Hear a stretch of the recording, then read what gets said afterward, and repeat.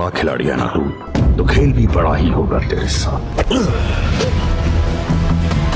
कहाँ है तेरा भाई? शुक्र है कि वो यहाँ नहीं है। दिन गिनना शुरू कर दे पांडे। वक्त तुम्हारा खराब आया है और दिन हम गिने।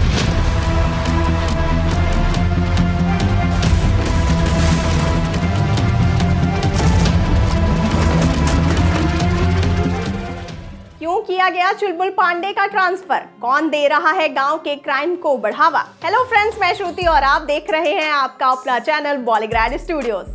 दोस्तों, हमारे चुलबुल पांडे कितने चुलबुले हैं और वो अपने चुलबुले अंदाज में किस तरह से दुश्मनों की पिटाई करते हैं, धुलाई करते हैं, ये हम जानते हैं। इसीलिए तो शहर के डीसीपी उसके ऊपर प्रेशर बढ़ाते हैं, जिसकी वजह से चुलबुल का एक गांव में ट्रांसफर करते हैं ताकि वो किसी के मामले में टांग ना अड़ाए, क्योंकि वो किसी पॉलिटिशियन के, अपने सीनियर के मामले में टांग अड़ाकर उनके खिलाफ जाकर उनकी परेशानी का कारण बनता है। इसीलिए अब उसका ट्रांसफर कर दिया गया है।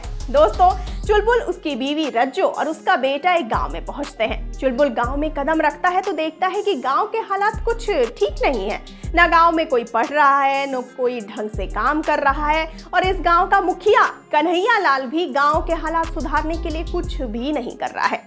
दोस्तों, आगे आपको कहानी में बताते चलें कि एक दिन गांव के मोहन और राधा के घर में झगड़े होते हैं। झगड़ा इस कदर बढ़ता है कि मोहन राधा पर हाथ उठाता है, उसे घर से बाहर निकालता है। राधा पुलिस स्टेशन जाने के लिए निकलती है, पर कन्हैया लाल उसे वहां पर रोकता है और उसे कहता है, घर लौट जाओ, पुलिस स्टेशन जाने की कोई जरूरत नहीं है, हम गांव के मुखिया हैं और हम तय करेंगे, जाओ अपने पति के साथ रहो।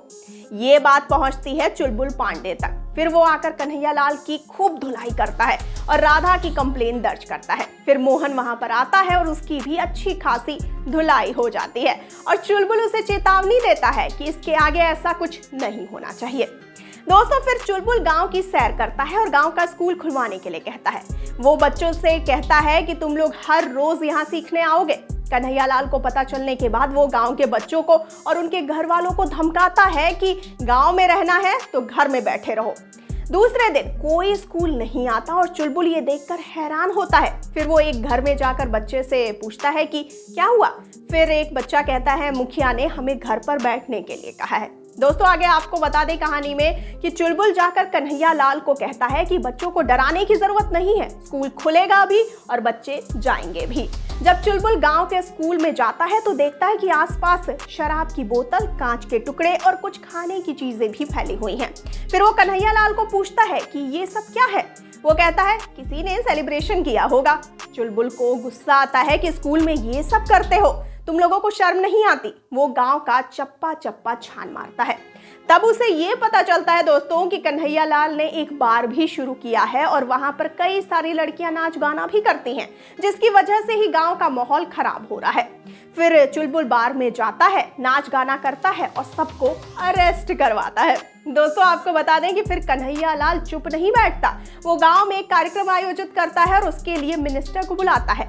अब ये कन्हैया लाल इस मिनिस्टर का ही सेवक है। मिनिस्टर पैसे देता है और कन्हैया लाल गांव की परेशानी बढ़ाने का, सबको अनपढ़ रखने का और पैसे खाने का काम करता है। जब मिनिस्टर कार्यक्रम के लिए आता है तो बहुत बड़ी बड़ी बातें करता है, चुलबुल की भी तारीफ करता है। तभी चुलबुल का कांस्टेबल कहता है कि सर, ये तो मिली भगत है। मिनिस्टर यह बार चलाने के लिए कन्हैया लाल को पैसे देता है ताकि इनका शराब का धंधा बढ़ जाए। फिर चुलबुल जाकर माइक पर मिनिस्टर को यहाँ आने के लिए धन्यवाद देकर के कहता है कि हमारे मिनिस्टर साहब बहुत अच्छे हैं, वो हमारे गांव का स्कूल देख चुके हैं, वो बच्चों के लिए सारा इंतजाम करेंगे, उन्हें किताबें उपलब्ध करवाएंगे, एक अच्छा प्लेग्राउंड बनवाएंगे, गांव के बार बंद करवाएंगे।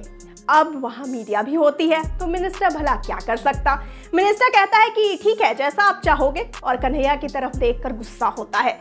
चुलबुल कहता है कि साहब और कन्हैया लाल सबके सामने वादा कर रहे हैं। फिर क्या, मिनिस्टर और कन्हैया लाल को सबके सामने वादा करना ही पड़ता है। मिनिस्टर को गुस्सा आता है और वो जाते जाते चुलबुल से हाथ मिलाकर कहता है, इसीलिए ट्रेडी ट्रांसफर हर जगह होती रहती है, पर फिक्र मत कर, तू हमारा कुछ नहीं बिगाड़ सकता। फिर चुलबुल हंसकर कहता है कि सर, अब आपको फिक्र करनी होगी। तो दोस्तों, अभी तक के लिए स्टोरी में इतना ही। आगे क्या होगा इसको जानने के लिए आप बने रहिए बॉलीग्रैड स्टूडियोज के साथ। तब तक के लिए इस वीडियो को लाइक और शेयर कर दीजिए, चैनल को सब्सक्राइब कर दीजिए। मुझे दीजिए इजाजत, नमस्कार।